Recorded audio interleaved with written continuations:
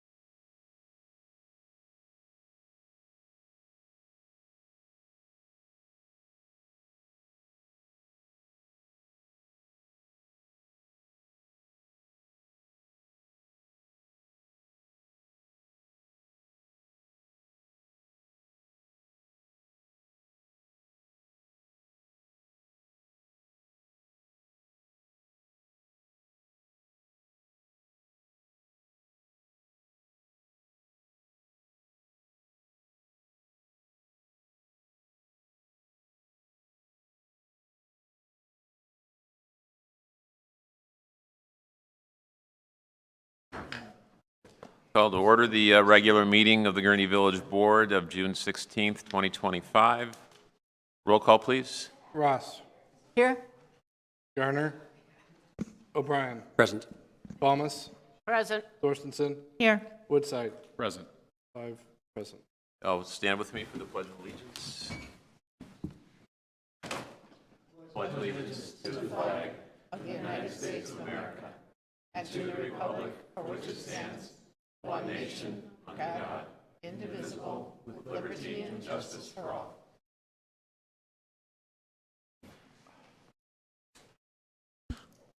All right. As become our custom, we'll have public comment. Anything that's on the agenda, you may stand up and state your name and have 3 minutes to give us your comment.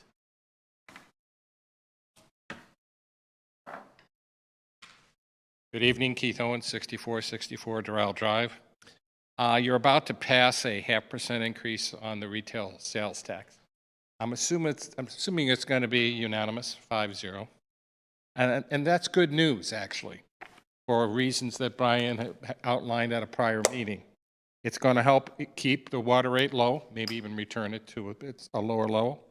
It's going to provide the $2.5 to $3 million needed to be added to water taxes so that you can smooth out, as Dave Ziegler pointed out in the capital funding meeting, smooth out that big spike in capital projects that's going to hit down the road, so that, as the mayor said, we're not passing that burden on to our children and our grandchildren.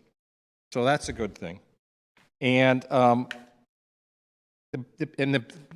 you're going to be able to do this by hopefully making it at least net zero, if not slightly positive for residents in terms of taxes when you consider the 1% grocery taxes going away and the 0.5% retail sales tax is not necessarily going to impact them to a great extent.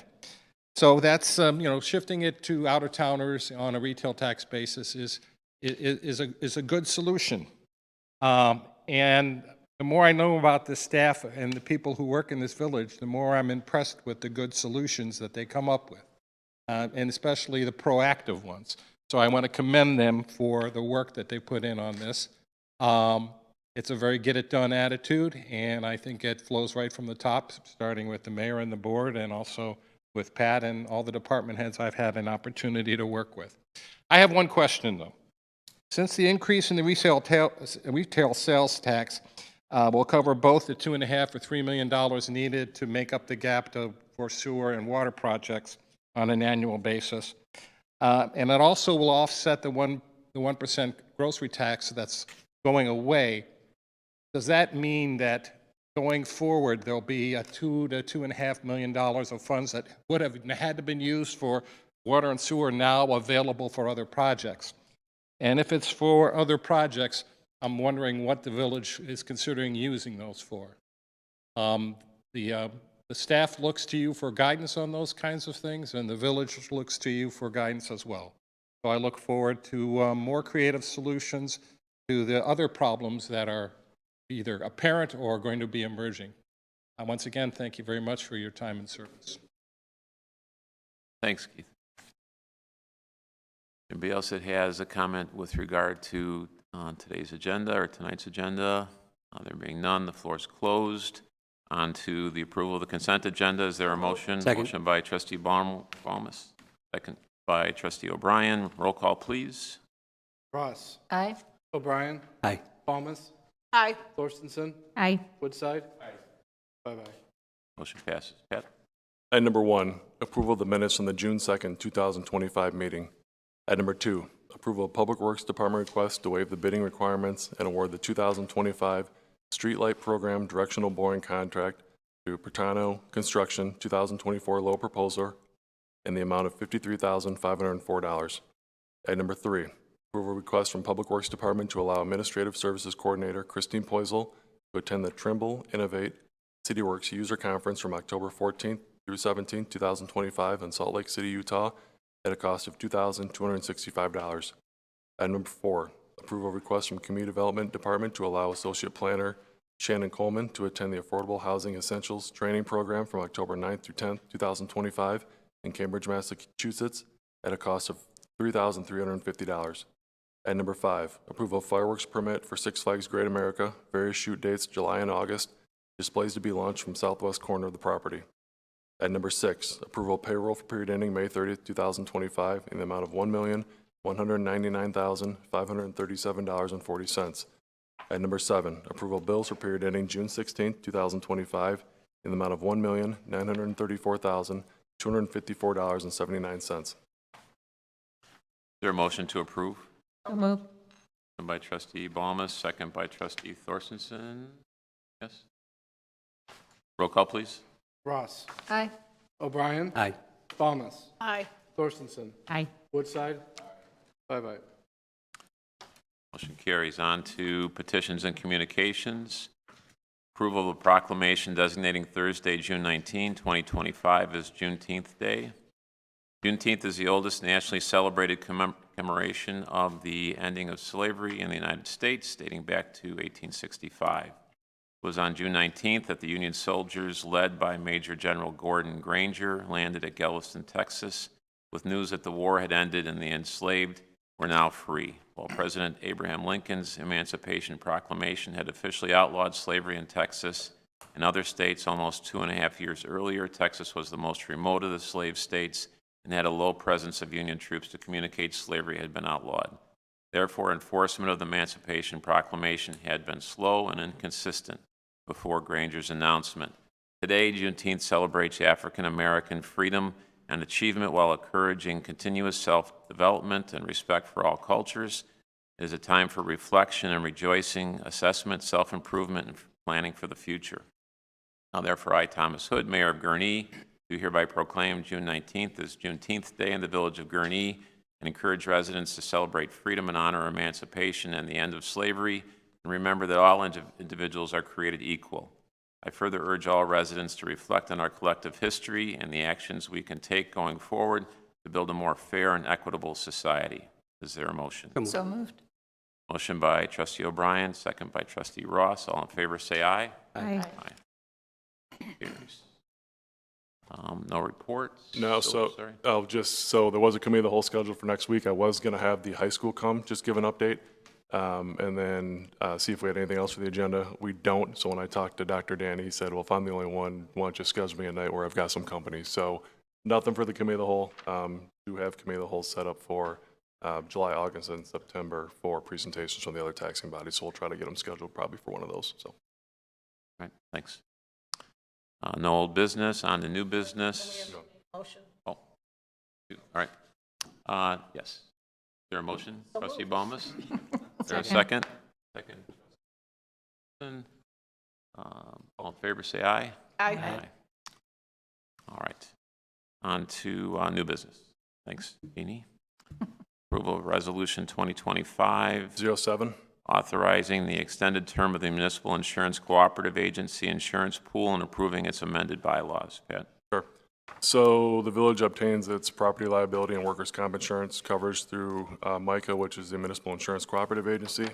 It's got about 20 members right now, formed in the late 1980s. The village has been a member since 2003, and I've served as the chairman for the last 10 years. So as a municipal cooperative, the entity has a set term as far as its life.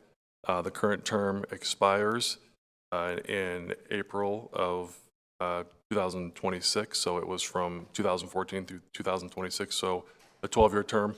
The term is outlawed in the bylaws, so for the agency to continue forward, it needs to amend the bylaws, update that term.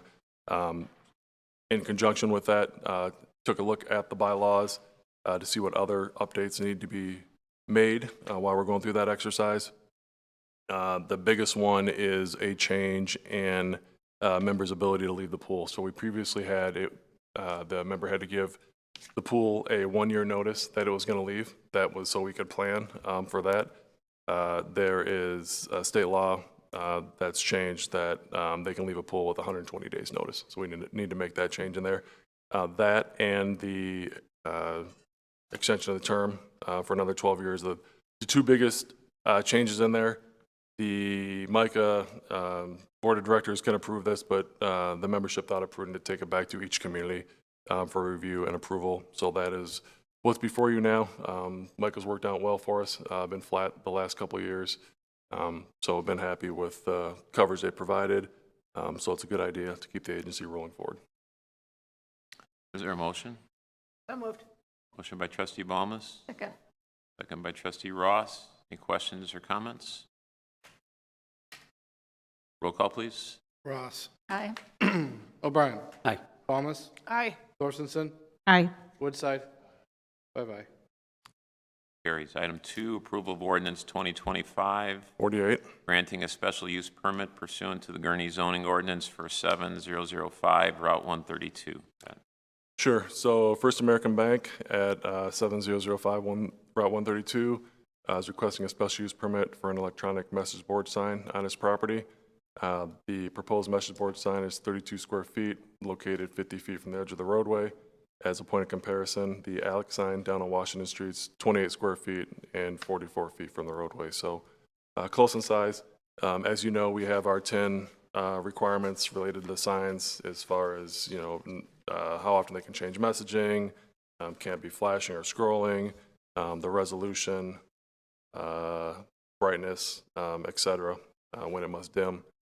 They were before the Planning and Zoning Board last month, I believe, May 7th, and received a unanimous favorable recommendation. You've got a memo from our associate planner, Shannon Coleman, on it. It has some renderings of what the sign will look like. So it is ready for consideration. I think we've got a representative for the sign company here if there's any questions on that front. Is there a motion? Motion by trustee Woodside, second by trustee O'Brien. Any questions or comments? All right. Roll call, please. Ross. Aye. O'Brien. Aye. Thomas. Aye. Thorstenson. Aye. Woodside. 5-0. Motion carries. Item 3, approval of ordinance 2025, 49. amending Chapter 74, Articles 2 and 3 of the Gurnee Municipal Code, imposing an additional 0.5% home rule retailer's occupation and service occupation tax for the purposes of replacing grocery tax revenue and funding capital improvements. Pat? Sure. So I had a memo from our finance director, Brian Gosnell, on this. You'll remember at the May 19th Village Board meeting, Brian gave a presentation regarding the elimination of the 1% grocery tax. So as everybody knows at this point, the state took action to eliminate that effective January 1st, 2026. Gave municipalities the option to reinstitute it case-by-case basis if they wanted to.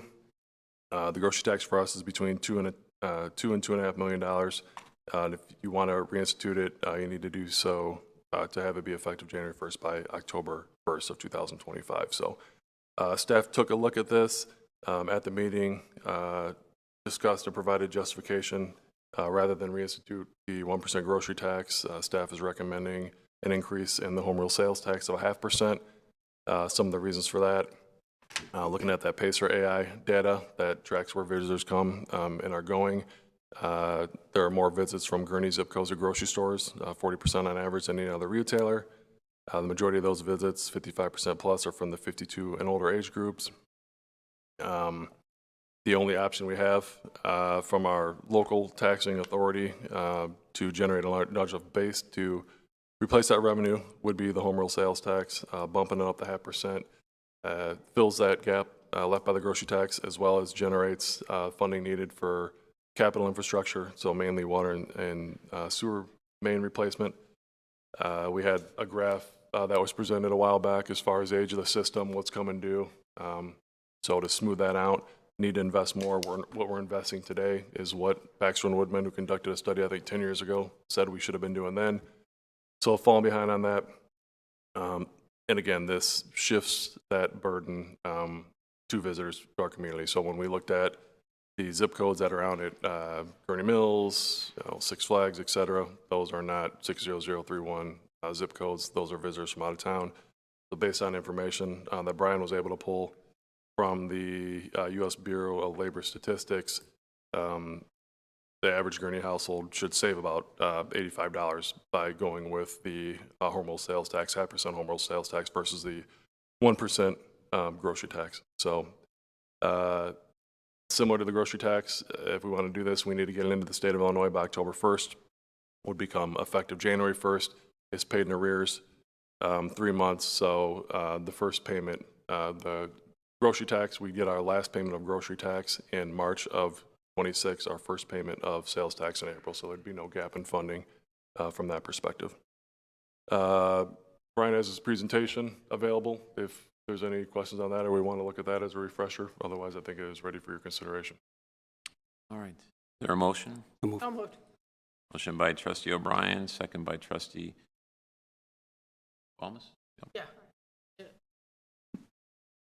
Any comments or questions? And I'll go to my left first. I guess I'll comment I really appreciate the work that all staff has done on this, and this is an idea that is exceptional.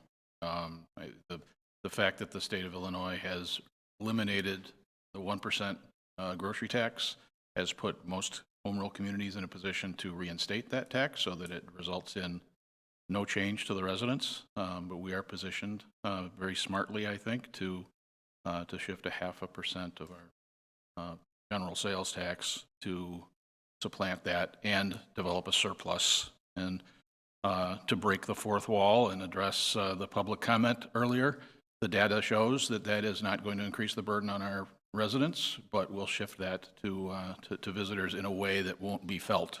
It will remain competitive with other communities, other retailers, other Simon Malls.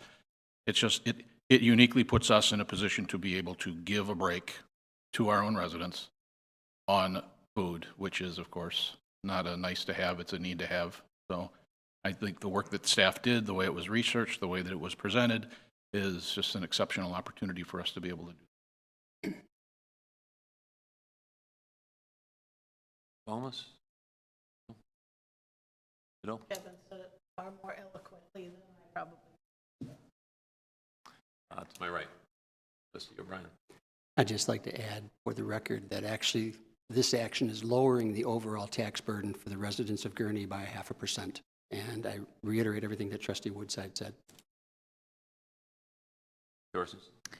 And I don't need to read it and listen to my voice, but I think what would be good to read into the record is, while I agree, Mr. Mutes, about the average resident would be lessened tax by $85, maybe if you could read that stipulation, or if you want me to attempt to, they could actually save much more if it's their shopping is not just groceries. Why don't you go ahead, Karen? Okay. I was looking at the wording and I was thinking, okay, it's kind of, all right. So it says, based on the same survey, the U.S. Bureau of Labor Statistics Consumer Expenditure Survey, the average household sales tax burden would be reduced by approximately $85 annually by foregoing the 1% grocery tax. And in parentheses, it says $165, and implementing a 0.50 homeroom sales tax, which is the plus 80, if all the shopping occurred in Gurnee. So I thought that was a really important statement, because I did see a little bit of social media chatter on this one. And I think we did it in a really smart way. So, but it's a little complicated there. So hopefully people will take note of that. Thanks. Trustee Ross? I think everything's been said, but thank you to the staff. Roll call, please. Ross. Aye. O'Brien. Aye. Thomas. Aye. Thorstenson. Aye. Woodside. Aye. 5-0. Motion carries. Item 4, approval of ordinance 2025, 50. removing one Class 1 tobacco and alternative nicotine products license by amending Section 7-8 of Chapter 7 of the Gurnee Municipal Code entitled Tobacco and Alternative Nicotine Retailers. Pat? Sure. So the next two are somewhat related here. Recently did an audit of Class 1 tobacco licenses that are issued and compared that to the municipal code. And looking at the Class 1s, we have two out there that the businesses have closed. Grand Convenience on East Grand, I don't think ever opened. And then Gateway Newsstand, which is out at the mall, is changing ownership. So those are the two licenses. With Gateway Newsstand changing ownership and changing name, they want to continue with the same operation out there, be able to offer tobacco sales incidental to their other offerings. So instead of amending the municipal code twice, removing two and then adding one right back in, the next item on the agenda, what staff did was draft an ordinance under the presumption that the next item on the agenda would be approved. So we're looking to reduce it by one Class 1 tobacco license, leave that other Class 1 available for SA One Stop, formerly Gateway Newsstand, which will continue to operate as it has in the past without issue. Is there a motion? So moved. Second. Motion by Trustee Thorstenson, second by Trustee Ross. Any comments or questions? Roll call, please. Ross. Aye. O'Brien. Aye. Thomas. Aye. Thorstenson. Aye. Woodside. Aye. 5-0. Motion carries. On to item 5, approval of issuing a Class 1 tobacco license to Shamsuddin Lakhani to operate SA One Stop 6170 Route 132, Unit 727, formerly Gateway Newsstands. Pat, you've already said it, right? This was formerly Gateway Newsstands under new ownership, looking to change the name, but continue with the same business model. So requesting a Class 1 license, which is incidental tobacco sales. Your motion. So moved. Motion by trustee Second. Woodside, second by trustee O'Brien. Any comments or questions? Roll call, please. Ross. Aye. O'Brien. Aye. Thomas. Aye. Thorstenson. Aye. Woodside. Aye. 5-0. Motion carries. Item 6, approval of request from Police Department to purchase a 2025 Polaris Ranger Crew XP 1000 from Nielsen Enterprise at a cost of $29,054. Police Department Unit 183, price lower than Sourcewell Cooperative Purchasing Contract. Pat. Sure. So I had a memo from our fleet administrator, Craig Lambrick. Also, Deputy Chief Gahn helped out with this. So the police department's current UTV is a 2008 two-passenger Ranger, originally purchased from Nielsen Enterprise. Has been a valuable asset to the village over the last 15 years. Using Six Flags, Gurnee Mills, Gurnee Days, and then up and down the Des Plaines River Trail when it's needed. So been able to get places that the vehicles can't, but it's reached a point where it's given them some issues and not meeting the operational needs of the department 15 years later. So they're looking to replace that unit. They worked with Nielsen Enterprises on a replacement unit, so looking to upgrade to a 6-passenger unit with an enclosed cab to help with when it's out in unfavorable weather, top speed of 60 miles per hour, and then upgraded suspension. So after a discount and a rebate, the final price comes in just over $29,000. We did reach out to McCullough Kubota to see if they had a comparable unit. They don't. Kubota doesn't make a comparable unit. They just have 4 passengers that only go up to 25 miles an hour. And this price of that one was comparable to what Nielsen can offer for more enhanced unit, I guess. Also looked at the pricing through the different cooperative purchasing agencies that we belong to, and none of them could beat Nielsen's pricing. So looking to move forward with Nielsen. There is money in the budget for this vehicle. Is there a motion? So moved. Second. Motion by trustee Balmas, second by trustee O'Brien. Any questions or comments? Roll call, please. Ross. Aye. O'Brien. Aye. Thomas. Aye. Thorstenson. Aye. Woodside. Aye. 5-0. Motion carries. Item number 7, approval of request from Police Department to waive bidding requirements and purchase 142 rifle plates and 62 ballistic helmets from Galls at a total price of $130,521.46. Pat. Sure. So I had a memo from Deputy Chief Gahn on this.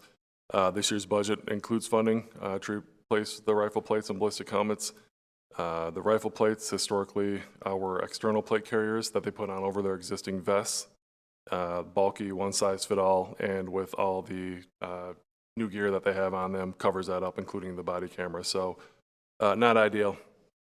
Also expired, so need to be replaced. Department looked at a couple different options. We're recommending lightweight rifle plates that integrate into the officer's current vests that they wear, so they can wear the rifle plates in their uniform or their bulletproof vest all the time instead of having a separate piece put on. They're lighter, offer enhanced protection. They're about 1.5 pounds each. And again, they fit into the current vest that they wear. As relates to the ballistic helmets, current helmet's 15 years old. Again, operations have changed over the past 15 years. Old helmets, bulky, much heavier. So they're looking to replace those in conjunction with the rifle plates. Galls is a company that the department's worked with for a long time as it relates to the uniform purchases. Also offer, again, rifle plates and helmets that meet the department's needs. So they're looking to waive the formal bidding process and work directly with Galls on that. And again, this came in, the 130 is under what was included in this year's budget for the replacement. Going forward, we'll try to stagger these, so not do them in bulk, but do a percentage per year, so it's not such a big one-time expenditure. Is there a motion? So moved. Motion by trustee O'Brien, Second. second by trustee Thorstenson. Any comments or questions? Trustee O'Brien? Is there any chance that the officers can get this in time, the lighter vest in time for Outrun the Cops this Saturday morning, 8 o'clock? No, just kidding. Actually, I'm so happy that we can make sure you guys are as safe as possible. Roll call, please. Ross. Aye. O'Brien. Aye. Thomas. Aye. Thorstenson. Aye. Woodside. Aye. 5-0. Motion carries. Item 8, approve a request from the fire department to utilize Sourcewell Cooperative Purchasing Contract Number E111320212 RVG-4 to purchase a 2025 E1 Typhoon Rescue Pumper from Fire Service, Inc. at a cost of $1,180,719. Fire Department Unit 1312. Pat. Sure. So also included in this year's budget was replacement of Unit 1312. Department plans for the fire engines to last 16 years, got 4 of them, so that results in replacement every 4 years. Current lead time is 36 months, so if this is approved, when the replacement for 1312 shows up, it'll be 16 years old. Looking to use Sourcewell contract, so that came in 17% discount under the manufacturer's suggested retail price, so that's good. And partner with the Fire Service, Inc. So I've bought a lot of equipment from Fire Service, Inc. Last 5 engines, 7 ambulances, as well as a ladder truck and the heavy rescue. They've done a great job in the equipment. It's met the department's needs. It's lasted. We're familiar with them. They're familiar with us. So that working relationship helps out the process as well. Again, was included in this year's budget, so is ready for your consideration. Is there a motion? So moved. Motion by trustee Ross, Second. second by trustee Balmas. Any comments or questions? Roll call, please. Ross. Aye. O'Brien. Aye. Thomas. Aye. Thorstenson. Aye. Woodside. Aye. 5-0. Trustee Ross, is that in memory of your father? Is that who was a fireman in the village of Gurnee? Yes. What year was that? Probably 50s. Yeah. And he also was actually hurt in the line of duty. 41 and Delaney Road. And fire truck rolled when he I'm sure the next question going to be is, was he driving? No, he was not. The driver was hurt worse than he was. Oh, sorry. Just a few days. On to item 9, approval of request from Fire Department to award the Fire Station Number 1 Maintenance Shop Modification Project to the low proposer, Mosi Construction, at the cost of $23,300. Pat? Sure. So this year's budget has a new position within the fire department, public safety mechanic, as well as funding to create an office space for that position. So public safety mechanic be full-time Monday through Friday, role dedicated to the fire department's fleet. I believe this will save us a lot of time and money as far as keeping equipment on the road versus shipping it out to be worked on. So looking forward to that. This position does need an office space though. So off of Fire Station 1 bay there, you've got a little maintenance area. Looking to create an office space out of a portion of that. Reached out to both J.J. Henderson and Camosi that have done work for the village and the fire department specifically. Went over the project with them, requested they submit a proposal. Camosi, just as J.J. Henderson, by about $3,000. Again, both solid companies, so confident in either's ability to perform the work. Camosi came in a little bidder though, so that's what we're recommending to the village board. Is there a motion? So moved. Moved by trustee O'Brien, Second. second by trustee Thorstenson. Any questions or comments? Roll call, please. Ross. Aye. O'Brien. Aye. Thomas. Aye. Thorstenson. Aye. Woodside. Aye. 5-0. Motion carries. Let's see, there's an invitation that I want to just bring up before we get to public comment. You're invited to attend the Regional Operations and Communications Facility ribbon cutting ceremony on June 27 at 3 p.m. at 656 West Winchester Road, Libertyville. So the plan for the official opening? Yeah, they're working on it, so looking for some approvals from the state still. State's got to give the okay before they can go live. So there was a slight delay on that. They think they've made some progress on that. Have had very good response from the telecommunicators in the county as far as being interested in going. Got job offers out to management staff. So, I mean, they're getting it put together. So they'll be some more solid information as far as when they'll go live, but they should be close to their target date. So, but this is the grand opening for the Rock facility. A couple of you have asked me about it, getting in there. We're to a point now that we're just 11 days away, so we're going to the ribbon cutting and grand opening. Sorry. If I could, it is very impressive. So if you have the opportunity to go to the grand opening to see it, we'll be impressed, the work that's been done there. Really? Yeah.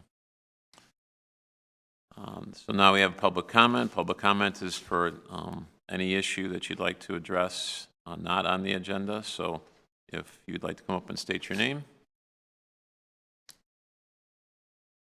Kevin Moss, 2086 Windsong Court. I think you're all familiar with the old location of the KFC on Dilly's Road. There are so many weeds there and clover that you can't even see grass anymore. Put it in your portal a couple times and nothing's been done.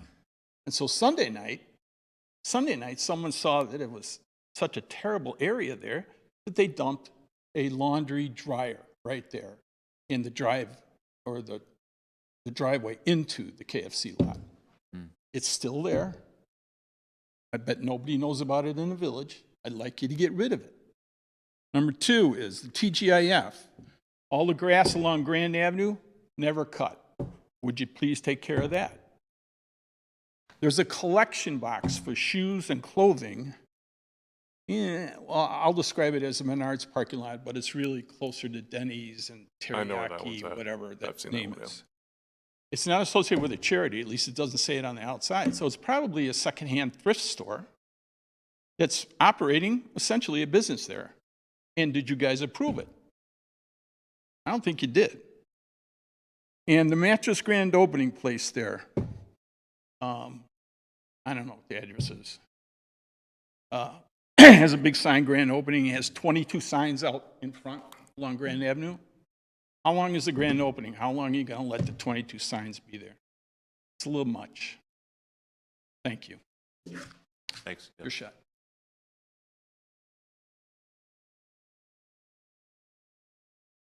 I'm glad I'm not the only one taking advantage of my extra 3 minutes here. Following up, you just approved a staff member to attend the Affordable Housing Essentials session at Harvard. For whoever might not know, and for people who are watching, affordable housing is defined by the Housing and Urban Development Department as any household who has to spend 30% or more of their gross, not net, but gross income on housing. If you have to spend 30% up to 50%, that's considered a housing burden. If you have to spend over 50%, that's considered an extreme housing burden. And what does that mean? And how does that relate to here in Gurnee? Well, as I'm sure Trustee Woodside will know and affirm, housing burden starts a process that often leads to homelessness. Before somebody will give up their house and their family's place of living, they'll forego discretionary spending. Then they'll forego necessary spending, like clothes for their kids or warm jackets for the winter. Then they'll even forego food, which drives them to go to our food banks.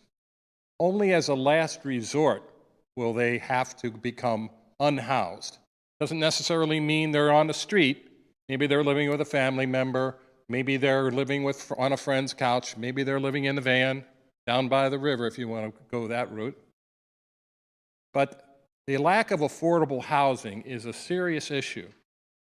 And this village has shown an adept ability to deal with serious issues. That's not an issue that the village is going to be able to solve on their own, but it's an opportunity, as I've said in the past, for the village to take a leadership position above and beyond the Care Commission, because the Care Commission is going to deal, hopefully, with a lot of social issues, some of which are symptoms of a housing burden, with the food banks, with food, with school supplies, and things like that. 3,600 Gurnee families are living in what's considered a housing burden or an extreme housing burden. This is based on research done by the Connections for the Homeless. They did a presentation at the Warren Newport Public Library back in February and in terms of the lack of affordable housing in Gurnee. I wish I had known earlier that you now have a vacancy for a public, for a committee of the whole meeting, because I think this organization and the Planning and Zoning Board would benefit from seeing that presentation. Now, Gurnee does have some new apartments. The Gurnee Glen new apartments, a one-bedroom, 747 square feet, $1,960 a month. That means to avoid having a housing burden for a one-bedroom, you'd have to be making $78,000. A two-bedroom, which is 1,000 square feet, is $2,450 a month. That means if you've got a family with 1 or 2 kids and you want 2 bedrooms, your gross income to avoid being a housing burden is $98,000. You don't think of somebody who's making, a family household making $100,000 as having the stress associated with a housing burden, but they do. Okay, and the Holiday Inn is a good development, but those are single apartments or efficiencies. So maybe when you're considering capital funds to provide incentives for businesses, I think you should also consider providing incentives, if not tax breaks, maybe some sort of other incentives for developers to come in and do a range of housing, including affordable housing. I'm sure probably Ellen and her staff are probably on that every day. I just don't know about it. You know, there's no new ideas, just the ideas that are new to me. But I think based on the way the village attacks other problems, this is a problem that they definitely need to take a look at. If not, why are you sending somebody to Harvard for 2 days to take a look at this issue? The Care Commission can deal with some of the symptoms. This can deal with some of the root causes that drive people into being unhoused. A first step could be to invite the people from Connections for the Homeless to do a presentation. I know that one of their goals is to come to Gurnee and share that information with you. I hope you formalize that, and I hope you take advantage of the information that they can present to you. Just want to close paraphrasing what a staff member shared with me recently. He said, if the board makes something a priority, we find a way to make it happen. I hope you make this a priority. Thank you very much for your time and service. You. Other public comment? Is there a motion to adjourn? So moved. Motion by trustee Balmas, Second. second by trustee O'Brien. All in favor, say aye. Aye. Aye. We're adjourned.